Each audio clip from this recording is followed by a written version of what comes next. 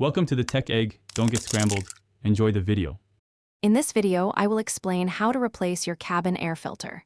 First, gather your new cabin air filter and a small flathead screwdriver. Make sure your vehicle is parked on a level surface for safety. This simple maintenance task is quick and easy, usually taking only about 10 to 15 minutes to complete. Having the right tools ready makes the process even smoother.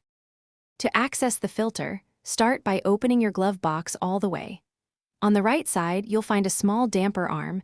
Gently detach it from its connection point. Next, carefully push inward on both the left and right sides of the glove box. This action will release the stops, allowing the glove box to swing down completely, giving you full access to the filter housing.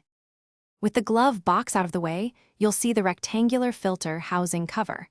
There are usually two small clips on either side. Unclip these to release the cover. Now, carefully slide out the old, dirty cabin air filter. Take note of the airflow direction arrow on the old filter, and ensure your new filter is inserted with the arrow pointing in the same direction. Now, simply slide the filter housing cover back into place and secure the two retaining clips.